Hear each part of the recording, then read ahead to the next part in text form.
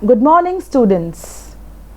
I am Almas Beg before you, and in today's class, I am going to teach you lesson 1 of your 10th class textbook.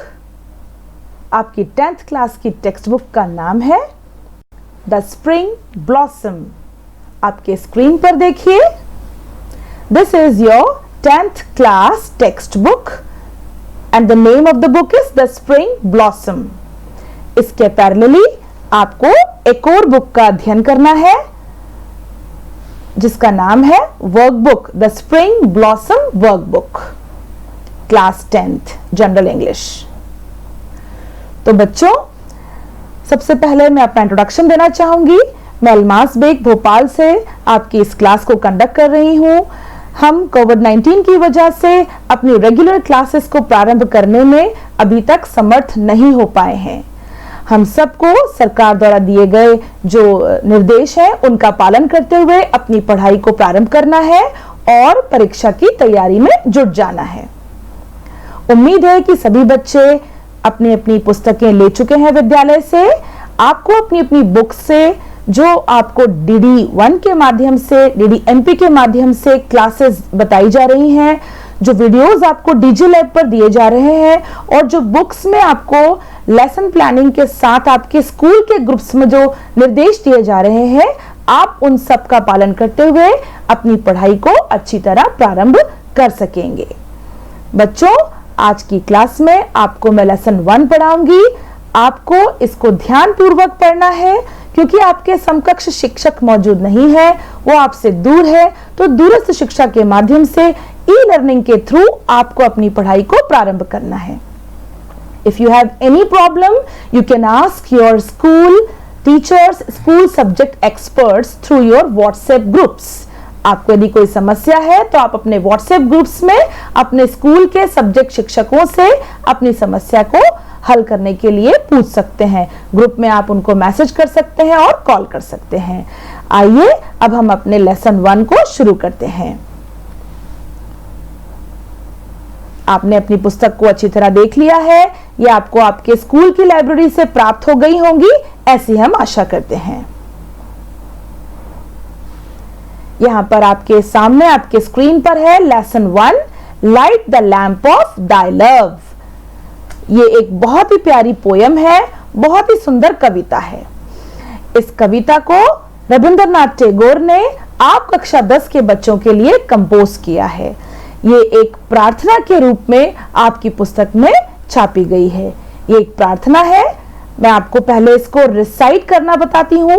इसको पढ़ना कैसे है पहले मैं आपको पढ़ के बताऊंगी, फिर आपको उसके वर्ड्स और उनके मीनिंग बताऊंगी और उसके बाद फिर मैं आपको पोयम को एक्सप्लेन करूंगी.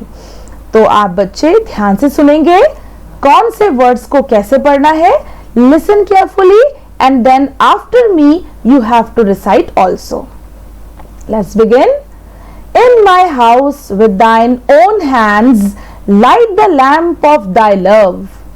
Thy transmuting lamp entrancing wondrous are its rays. I am reading once again. मैं आपको दोबारा इस पैराग्राफ को पढ़ के बताती हूँ. In my house with thine own hands light the lamp of thy love. Thy transmuting lamp entrancing wondrous are its rays. Next paragraph पढ़ते हैं. Change my darkness to thy light, Lord. Change my darkness to thy light, and my evils into good. Touch me but once, and I will change all my clay into thy gold. All my sense lamps that I did light, sooted into worries. Sitting at the door of my soul, light thy resurrecting lamp. I am reading this stanza again. ये वाले stanza को मैं आपको फिर से पढ़ के बताती हूँ. Touch me but once, and I will change all my clay into thy gold. All the sense lamps that I did light, sooted into worries, sitting at the door of my soul, light thy resurrecting lamp. तो बच्चों आपने ध्यान से सुना, किस प्रकार इस poem को आपको रिसाइट करना है, इसका पाठ करना है। इस कविता को यहाँ पर प्रार्थना के रूप में, ईश्वर से प्रार्थना के रूप में आपको दिया गया है।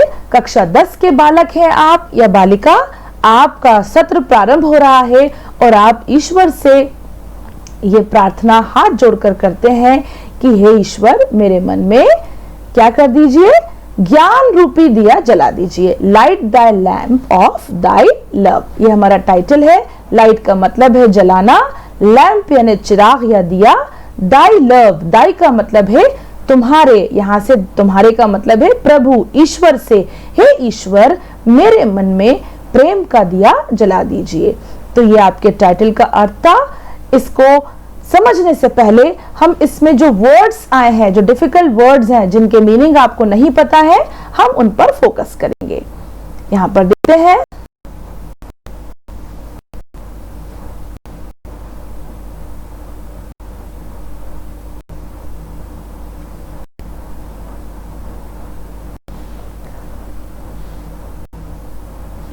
जो फर्स्ट वर्ड आया है डिफिकल्ट, दैट इज दाइन।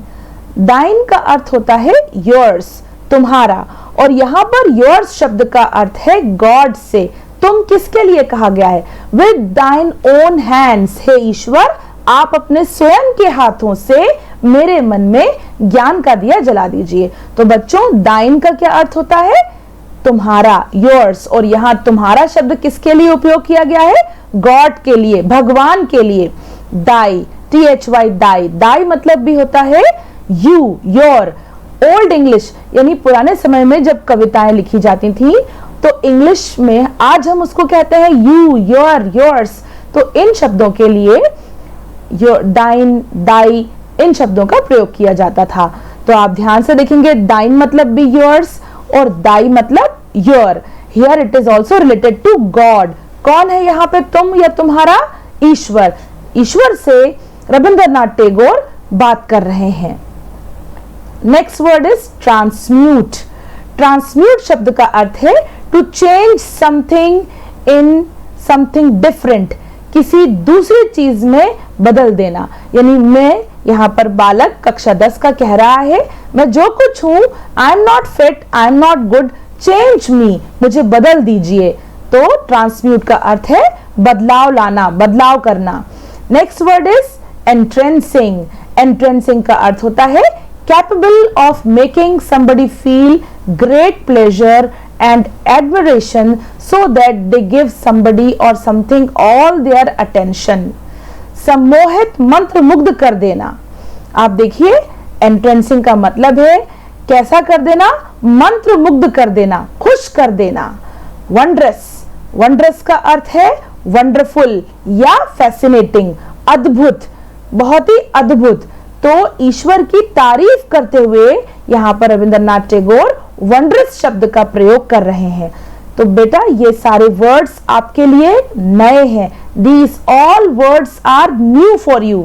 आपको अपनी नोटबुक में इन सभी वर्ड्स और उनके साथ इनके मीनिंग को हिंदी और अंग्रेजी दोनों में लिखकर याद करना है। तो what is the meaning of the word wondrous? Wondrous means fascinating, wonderful, अद्भुत। Next word is darkness. Darkness का क्या अर्थ है? डार्कनेस का अर्थ है इग्नोरेंस, अज्ञानता, इविल, बुराई, अंधकार।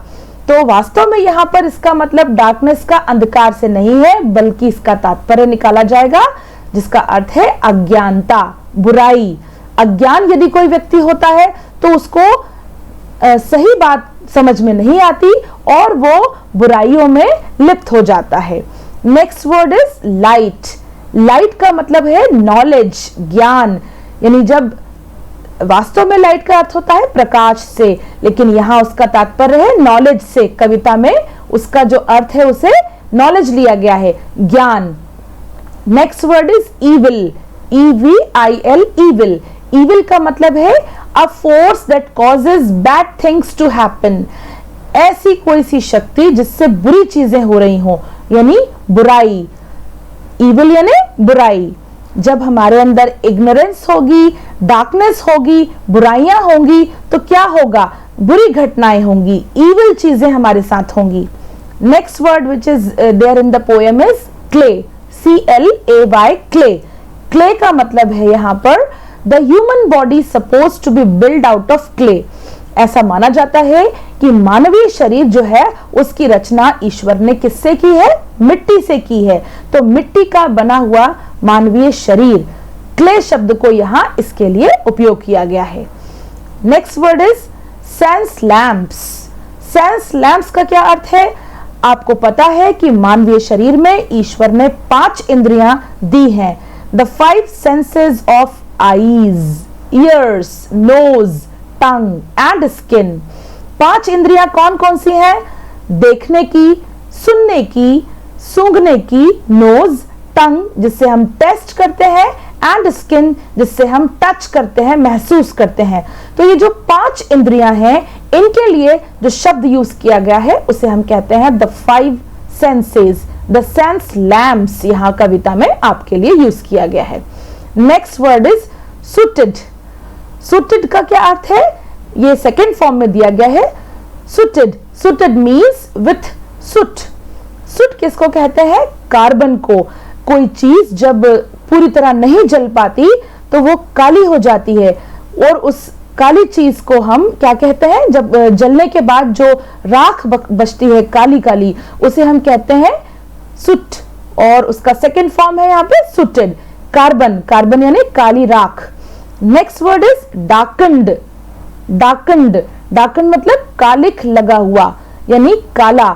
यानी जब हम इग्नोरेंस में होते हैं, अज्ञानता में होते हैं, तो हमसे क्या होती हैं? इविल, बुराइयां होती हैं, और हम डार्कन्ड हो जाते हैं, हम काले हो जाते हैं, बुराइयों में लिप्त हो जाते हैं।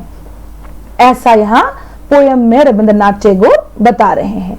Next word is light thy resurrecting lamp. ये सेकेंड लास्ट लाइन में आपके लिए आया है, लाइट दाई रेजरेक्टिंग लैम्प, जिसका अर्थ है the radiant grace of God illuminating the poets life. ईश्वरीय तेज से कवि की जिंदगी जो है वो कैसी हो रही है? रोशन हो गई है। ईश्वरीय तेज, रेजरेक्टिंग लैम्प यानी जो ईश्वर, दाई मतलब यू, योर यानी ईश्वर का, जो ईश्वर की रेजरेक्टिंग लैम्प की जो रोशनी है, प्रकाश है, जो ईश्वरीय प्रकाश है, जो तेज है ईश्वर का, उससे उसने जब पोएट की लाइफ को टच किया है तो उसकी जो जिंदगी है वो कैसी हो गई है? वो भी प्रकाशमान हो गई है, प्रज्वलित हो गई है। उससे सारे इग्नोरेंस और इविल्स जो हैं वो दूर हो गए हैं। ऐसा इस पोयम में रविंद्रनाथ टैगोर आप कक्षा 10 के बच्चों को बताना चाहते हैं। अब मैं आपको इस पोयम को एक्सप्लेन करके बताती हूँ कि what does the poem stand for. ये कविता क्या कहना चाहती है आप कक्षा 10 के बच्चों से। आपके स्क्रीन पर देखिए, here is the first stanza before you। ये पहला स्टैंजा है।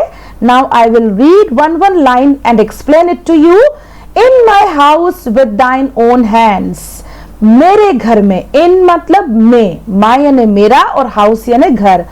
कवि रविंद्रनाथ टैगोर यानी कक्षा 10 के बच्चों से कह रहे हैं कि वो ईश्वर के आगे हाथ जोड़कर ईश्वर से ये प्रार्थना कर रहे हैं कि हे प्रभु, हे ईश्वर, इन माय हाउस, मेरे घर में, विद दाइन ओन हैंड्स, तेरे स्वयं के हाथों से, हैंड्स यानी हाथ, दाइन यानी ईश्वर के, क्या कीजिए?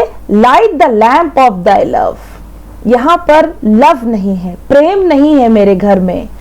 लाइट कर दीजिए, प्रज्वलित कर दीजिए, प्रकाशमान कर दीजिए the lamp of thy love, तेरे प्यार से मेरे इस घर को प्रकाशमान कर दीजिए। यहाँ पर हाउस का मतलब घर से नहीं है, यहाँ पर हाउस का मतलब है the body of the poet, the soul of the poet, the mind of the poet. कवि का शरीर, कवि की आत्मा और कवि का मन, यहाँ पर हाउस से यह तात्पर्य लिया गया है। तो कवि कह रहे हैं कि मेरे शरीर और आत्मा और मन को तेरे प्रेम रूपी लाइट से, प्रकाश से प्रज्वलित कर दे हे प्रभु। Thy transmuting lamp and trancing wondrous are its rays। ये जो ट्रांसम्यूटिंग लैंप है ये मेरे बॉडी में एंट्रेंस हो रहा है, and wondrous are its rays, और इसकी जो किरणें हैं ये कैसी हैं? ये वंडरस हैं, ये बहुत ही अचंभित कर देने वाली है, आश्चर्य में डाल देने वाली हैं। नेक्स्ट स्टैंजा हम देखते हैं, change my darkness to the light lord. मेरे मन में, मेरी आत्मा में, मेरे शरीर में जो डार्कनेस है, जो अंधेरा है, टू द लाइट, उसे तेरे प्रकाश में बदल दे।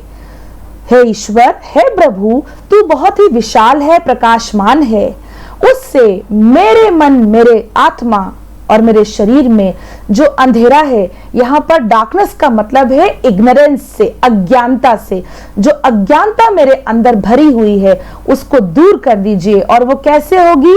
लॉर्ड, लाइट दाई लाइट, आपका प्रकाश, आपका जो प्रज्वलित जो किरणें हैं वो मेरे शरीर के अंदर आप प्रज्वलित कर दीजिए। Change my darkness to the light, change my darkness to the light, मेरी डार्कनेस को, मेरे अंधेरे को, मेरी अज्ञानता को लाइट में, प्रकाश में, यानी नॉलेज में चेंज कर दीजिए। यहां पर लाइट का तात्पर्य है ज्ञान से, नॉलेज से, और डार्कनेस का तात्पर्य है इग्नोरेंस से, इग्नोरेंस यानी अज्ञानता से। And my evil into good, और मेरे अंदर जितनी भी बुराइयां हैं, ईविल यानी बुराइयां, उन सारी बुराइयों को गुड यानी अच्छाइयों में बदल दीजिए। उन सबको किस में चेंज कर दीजिए? अच्छाइयों में बदल दीजिए। Now the last stanza, touch me but once and I will change all my clay into thy gold.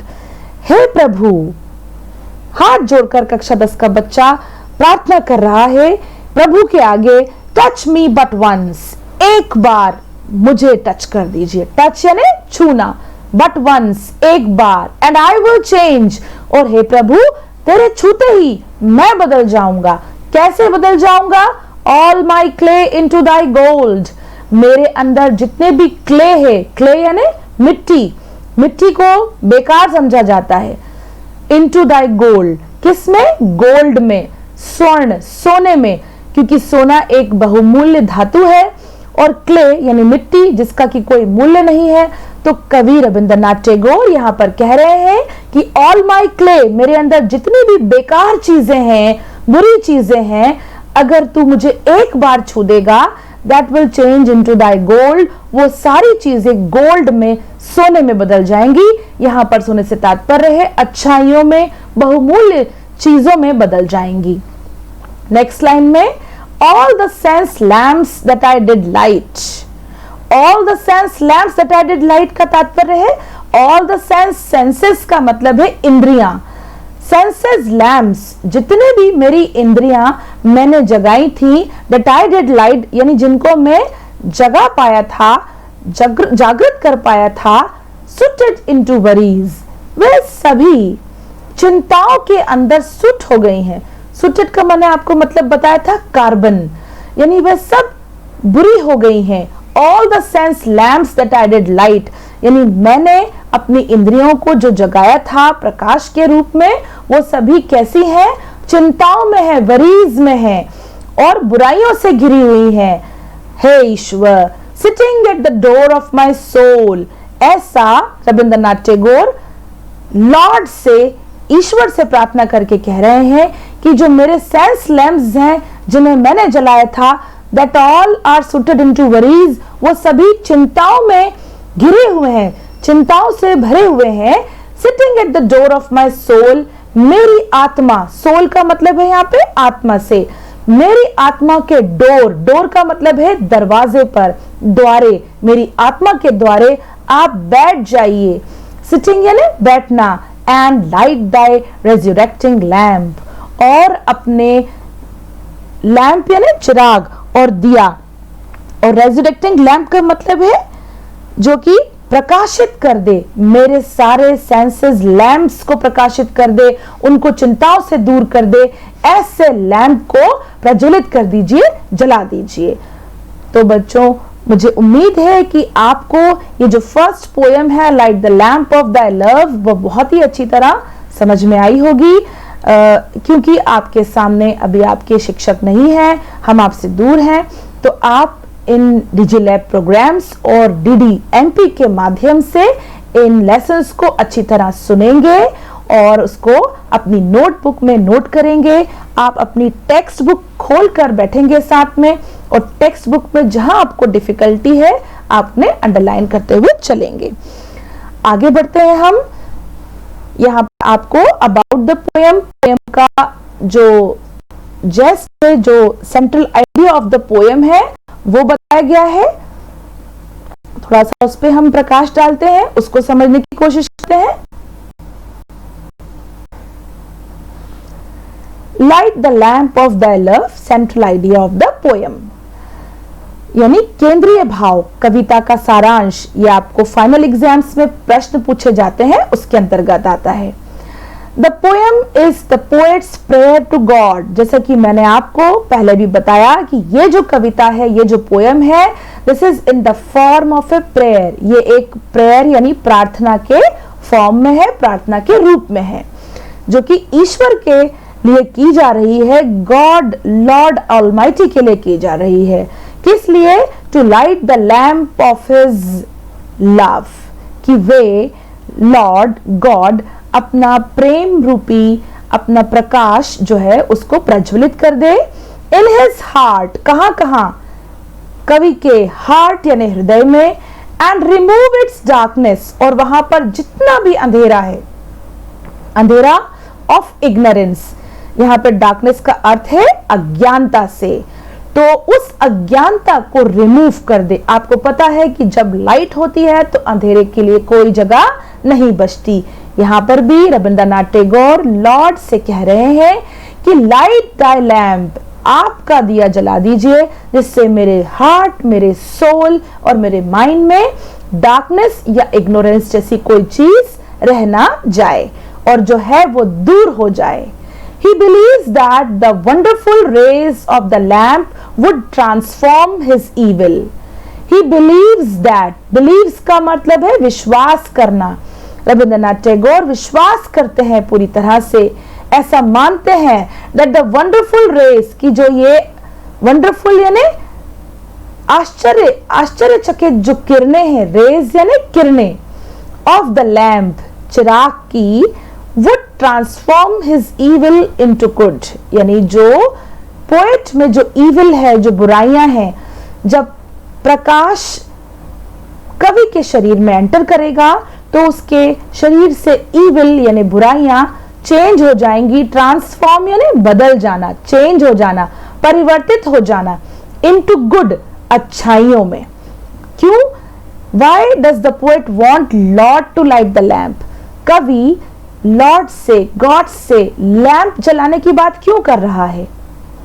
क्योंकि he wants to remove all his evils, क्योंकि वह अपने अंदर विद्यमान सारी evil, सारी बुराइयों को, सारे डार्कनेस, अंधेरों को, सारी इग्नोरेंस, बुराइयों को गुड यानी अच्छाइयों में बदलना चाहता है। ट्रांसफॉर्म यानी बदलना। क्ले बॉडी इनटू गोल्ड, और क्या चाहता है? जो उसका बॉडी है, शरीर, वो मिट्टी का है और मिट्टी को कैसा माना जाता है? बेकार, उसका कोई मूल्य नहीं समझा जाता। तो क्ले बॉडी जो है, जो मिट्टी का शरीर है, मिट्टी रूपी शरीर, इनटू गोल्ड, जब ईश्वर अपना लाइट, अपनी लैंप को लाइट करेंगे तो सारे इविल, सारी बुराइयां गुड में चेंज हो जाएंगी। क्ले बॉडी जो है, मिट्टी रूपी जो शरीर है, वो गोल्ड में चेंज हो जाएगा। गोल्ड यानी सोना, और सोना एक बहुमूल्य धातु है, तो गोल्ड में चेंज हो जाएगा। And wood free him from all the worries and tensions of life.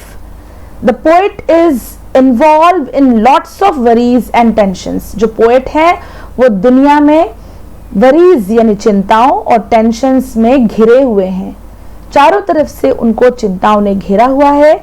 जब ईश्वर अपनी लाइट, अपना लैंप लाइट करेंगे, जलाएंगे, तो सारी जो वरीज हैं, सारी जो चिंताएं हैं, जो फिक्रें हैं पोएट के माइंड में, दैट विल चेंज इनटू, किस में चेंज हो जाएंगी? वो रिमूव हो जाएंगी, वो फ्री हो जाएगा। The poet will free himself from all the tensions. कवि अपने आप को सारी चिंताओं से मुक्त कर देंगे और नॉलेज उनके अंदर एंटर हो जाएगी, ज्ञान रूपी चिराग दिया उनके शरीर, उनकी आत्मा और उनके मन में जलना प्रारंभ हो जाएगा। तो दिस इज अ प्रेयर, ये एक कविता है। इस कविता को आपको अच्छी तरह पढ़ना है और पढ़ने के बाद उसके मीनिंग आपको अपनी पुस्तक में लिखना है। आई होप, ऐसी आशा करती हूँ कि आपको कविता बहुत अच्छी तरह समझ में आई होगी। बच्चों, मैंने आपको स्क्रीन पर जो दिखाया वो थोड़ा बड़ा साइज आपको दिखाना था, जिसके कारण मैं आपको पुस्तक का फोटो नहीं दिखा पाई। आप अपनी टेक्स्ट बुक का लेसन 1 ओपन करेंगे, जिसका नाम है light the lamp of thy love. वहाँ पर आपको एक बहुत ही सुंदर चित्र दिखाई देगा।